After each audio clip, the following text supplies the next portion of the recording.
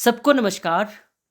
आज हम करने जा रहे हैं प्रश्नावली 1.2 के प्रश्न नंबर 3 भाग 1 और 2। तो आइए समझते हैं प्रश्न नंबर 3 भाग 1 और 2।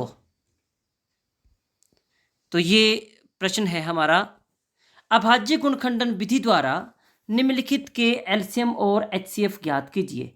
पहला भाग है 12, 15 और 21, दूसरा है 17, 23 और 29। तो ये हमने दो समझाज करने हैं। तो चलिए पहला भाग लेते हैं, 12, 15 और 21। ठीक है, तो हमने क्या करना, सबसे पहले हम क्या करेंगे, 12 के अभाज्य गुणखंड निकालेंगे, फिर हम 15 के निकालेंगे, फिर हम 21 के निकालेंगे। बहुत सिंपल है, आप लोग 10th में हो, अभाज्य गुणखंड आपको आते हैं। फिर भी हम यहाँ पे रफ लाइन एक लगा के, देखो सामने मैंने निकाल के रखे हैं।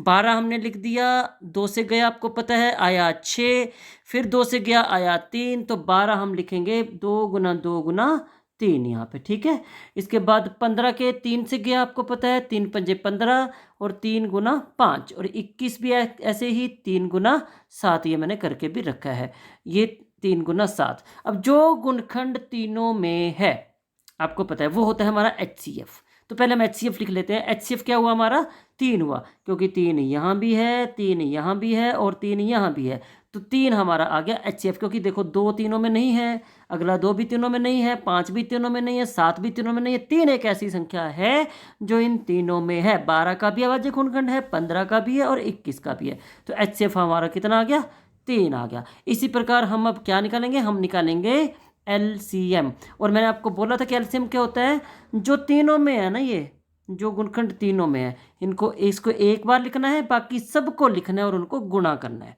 ठीक है, आपको पहले भी ये आता है। तो अब हम निकालेंगे LCM। तो 3 हमारा पहले जो तीनों में था 3, और उसके बाद 2 गुना 2 गुना 5 गुना 5, सारे गुणखंडों को हमने लिखा और इनको हमने क्या कर दिया, गुना कर दिया, और आ गया 420, और ये हमारा बन गया LCM। तो अब हम चलते हैं आगे और हम करते हैं दूसरा भाग। दूसरा भाग है 17, 23 और 29। तो इसके लिए देखिए इसमें कुछ स्पेशलिटी दिखाई दे रही होगी आपको। 17, 23 और 29, 17 भी एक क्या है, अभाज्य संख्या है, 23 भी अभाज्य संख्या है, 29 भी अभाज्य संख्या है।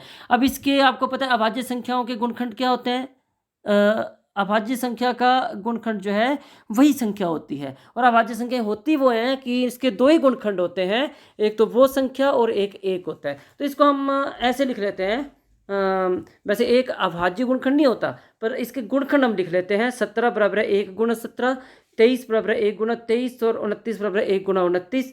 अब तीनों ही संख्याओं में जो गुणखंड है वो 1 आया, इसलिए HCF इसका कितना आ गया, 1 आ गया। ठीक है, और इसका जो हमारा LCM है आपको पता है वो कैसे निकालना है हमने, एक तो हमने लिखा ही है, एक की जरूरत नहीं है, एक को जिस मर्जी संख्या से गुणा करें वही संख्या आ जाएगी।